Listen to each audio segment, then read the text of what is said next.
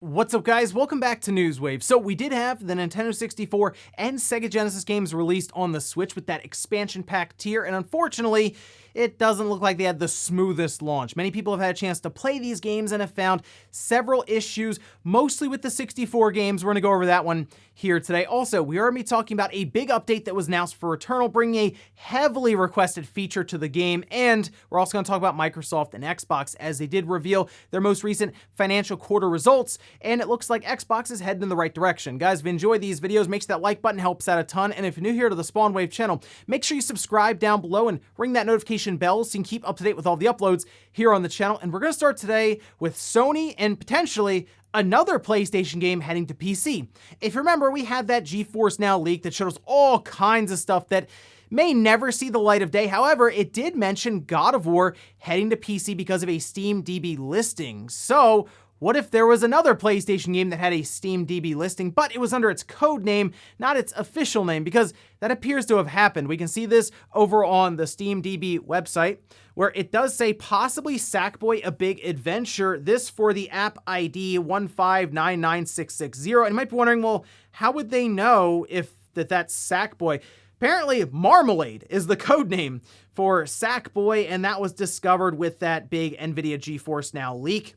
Would Sony move Sackboy: A Big Adventure to PC? Yeah, probably. I mean, it wasn't exactly a massive release for them. They just kind of had it there next to Spider-Man to hold up the PlayStation launch, PS5 launch, alongside of Demon's Souls, of course, being the big PS5 exclusive. So why not move that one over? In fact, that's one that they probably will treat similar to how they did God of War, where they just put it out there. It's like they just tweet it out. It's like, hey, here's a PlayStation blog post talking about Sackboy: A Big Adventure into PC. And who knows, maybe that even comes out before this Uncharted collection that they've already advertised during a PlayStation experience. But yeah, again, this doesn't exactly confirm it, but it certainly is pointing towards, I would say, Sackboy heading to PC in the near future. Also, we did have Pikmin 4 announced for cell phones a while ago. Okay, it was just a Pikmin game from Niantic that is heading to cell phones in collaboration with Nintendo, of course. Well, we did finally have the launch trailer for it, the title, and it looks like the game is out now in some regions and will be rolling out to other regions as we head through the week. We can see the trailer here.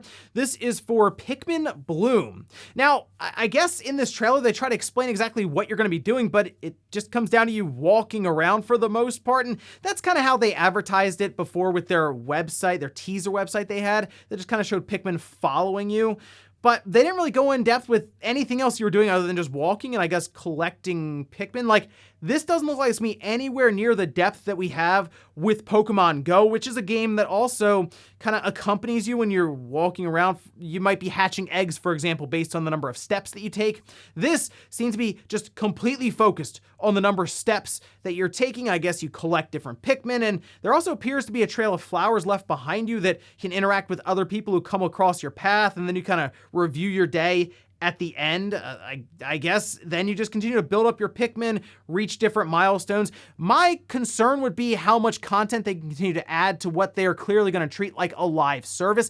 Is there enough content in Pikmin overall with, I guess, the limited lore that they have compared to something like Pokemon Go, where they can pull from all these different Pokemon and all these things in order to continue on with the service?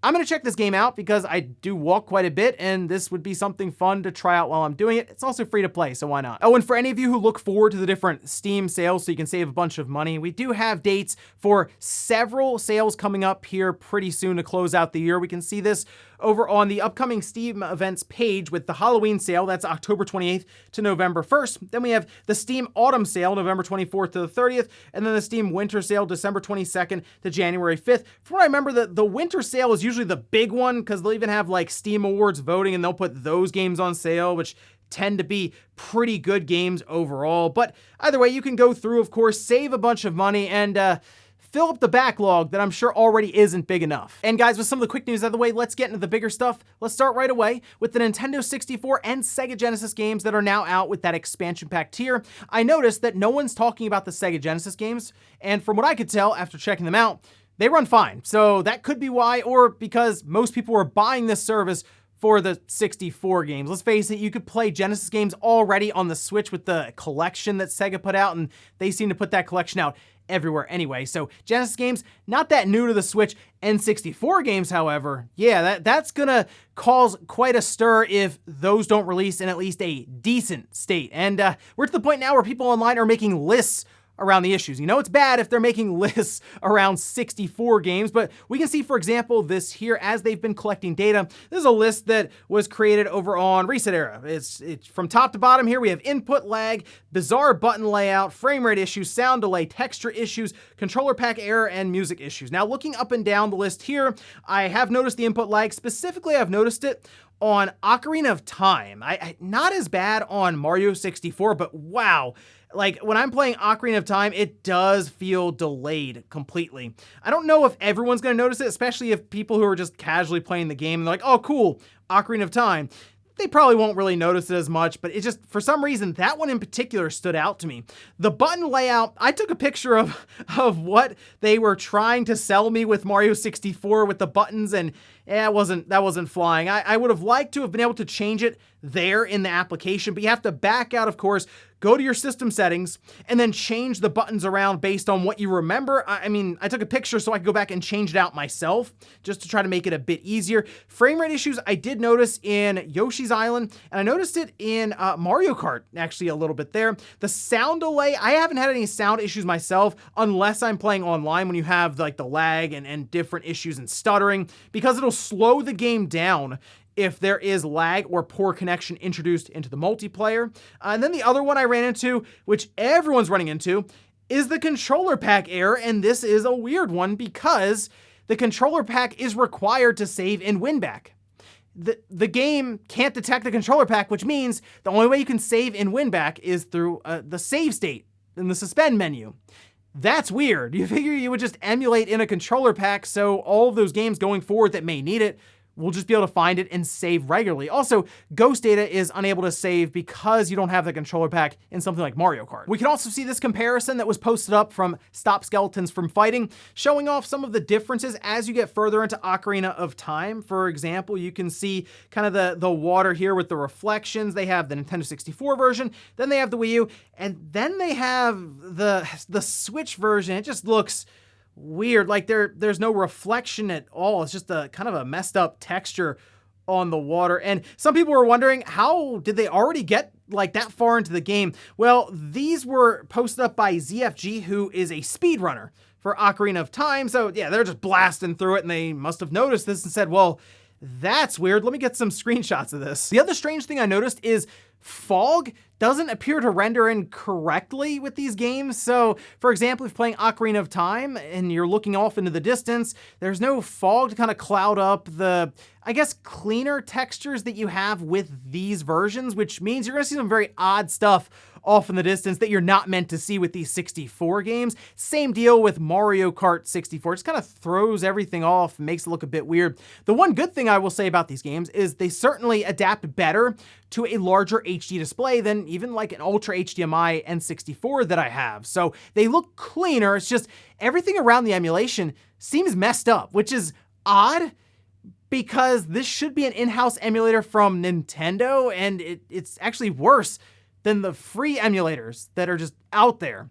So you figure a company, billion-dollar company like Nintendo, that's charging an extra $30 to then deliver a Nintendo 64 ROMs to your Switch, they would have a better emulator. Also, it's their games, it's their system from the 90s.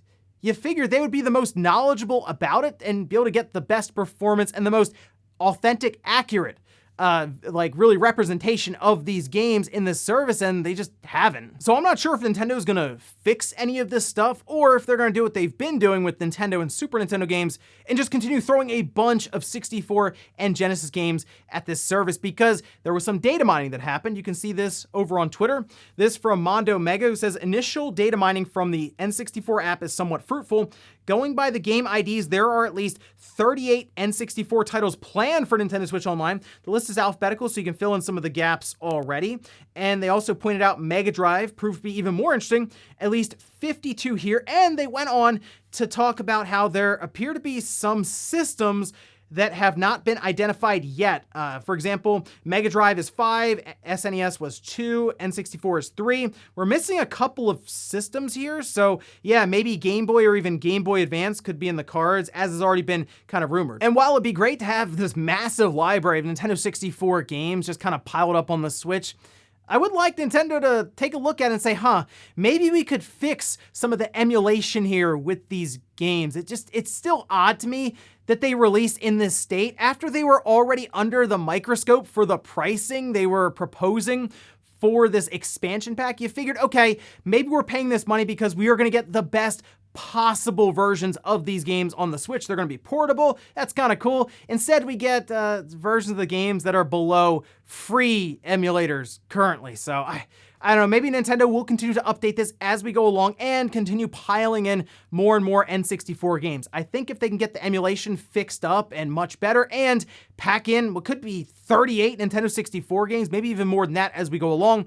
yeah, the service probably will be worth the extra $30 in the long run. But Nintendo's got to actually update this stuff, which is not really something they're known to do with their online service. Next up, let's talk about Returnal and a big update that is bringing a massively requested feature to the game. You can see this over on PlayStation Blog, where they have two big additions listed here. Suspend cycle. This is what everyone's been asking for. The idea here is you will be able to pause your cycle to be continued later. This lets you exit the game, turn off your console without losing your progress in that session. The structure of the game remains unchanged, so this functionality is not a traditional mid-game save feature option.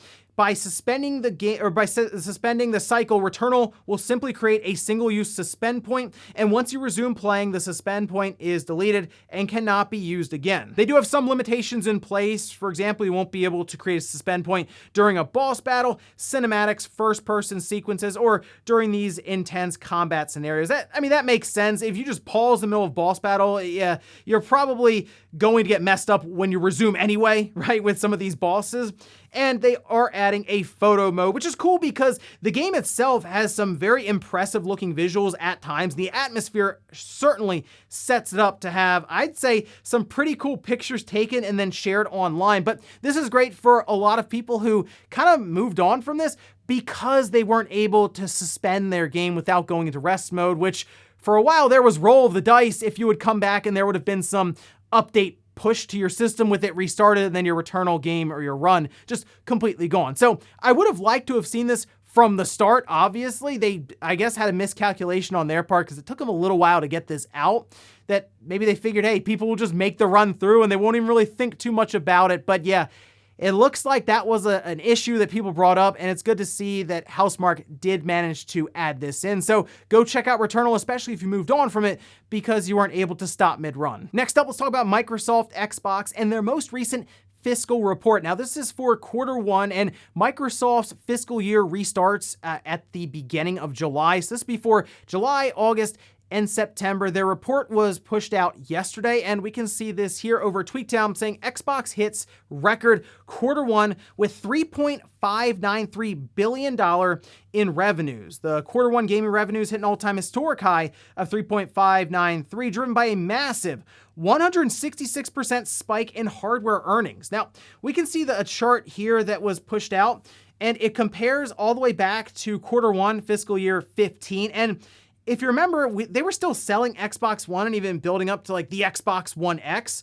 So, these are pretty impressive numbers for the Series X and the Series S, considering they're also still supply constrained, at least the Series X. I have been seeing the Series S in some stores, like the Best Buy near me had like 2 or 3 Series S systems, but I still have yet to see an Xbox Series X in any store. But still, comparing it back to the past couple of years, that's still a pretty impressive Q1 overall. Now, they do talk about content and services revenue, saying it's increased 2%, driven by growth in Xbox Game Pass subscriptions and first-party titles, offset in part by a decline in third-party titles on a strong prior year comparable and benefited from stay-at-home scenarios. Of course, we talked about this before. A lot of companies are going to mention this in their fiscal year reports that, hey, when COVID and all that was going on, people stayed home and they were looking for things to do, and they actually spent more money on entertainment at home, which of course translated to an abnormal spike in sales for games across the board.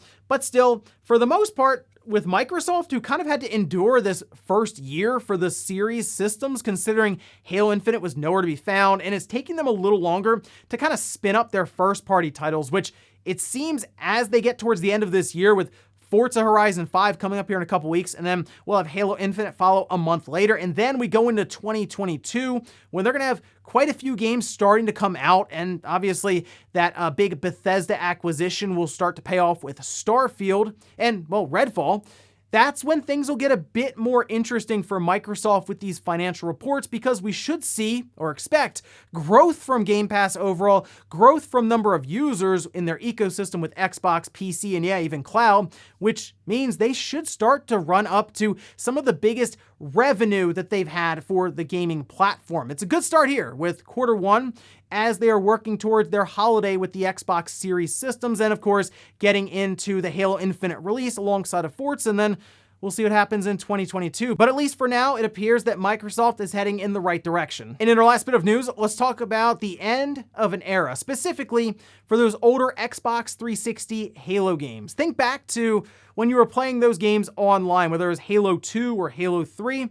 Those were some of the best times I've had playing a game online with friends and yeah, even strangers, and of course, all the voice chat nonsense that would go on. But it was still a lot of fun playing Halo 3 online, and it looks like, unfortunately, that is coming to a close. I guess we would be expecting it, considering Master Chief Collection is rolling along and we have Halo Infinite coming up here pretty soon. But we can see this over on Halo Waypoint, where they say, today we are announcing our intention to sunset our Halo Xbox 360 legacy services to fully focus on the future of the franchise.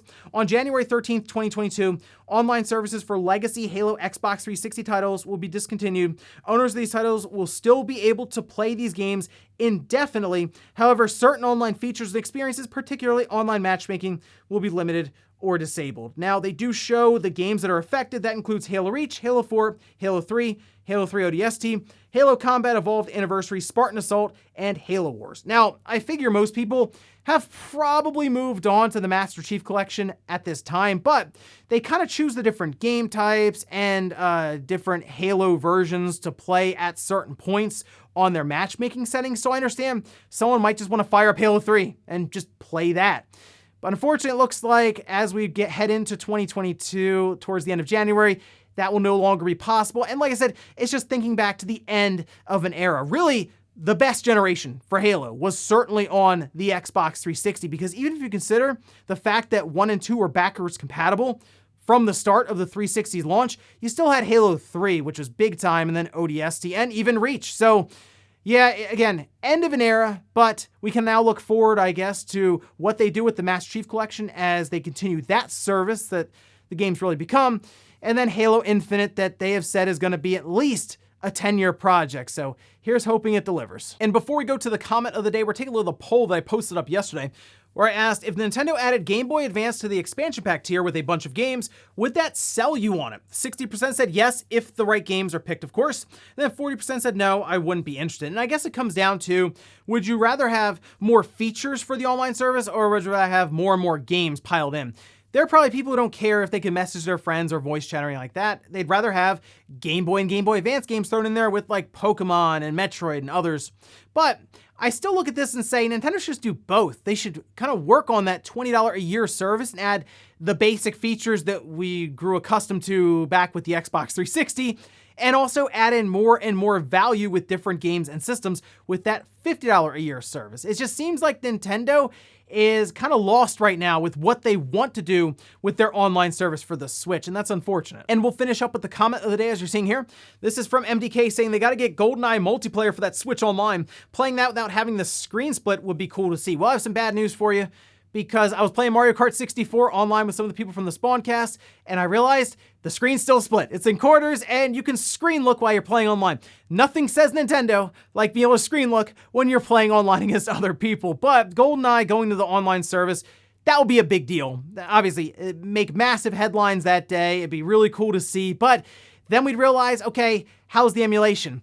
Still not great. Okay, how's the Nintendo Switch online service when it comes to okay, not great. I just think we're all imagining a really good experience in our mind, and then we get hit with the cold, hard slap of reality There's Nintendo Switch Online. And ladies and gentlemen, that's going to do it here for Newswave. If you enjoyed this video, guys, hit that like button, really helps out. If not, hit the dislike. Leave comments down below about everything we talked about here today. Was the Nintendo 64 games on the Switch? Did you upgrade to the expansion pack? If you did, let me know your thoughts and your experiences so far. Also, what about the big update for Returnal? Are you heading back to it, knowing that you can now suspend your game midway through? Thanks, guys, for watching, and I'll see you next time.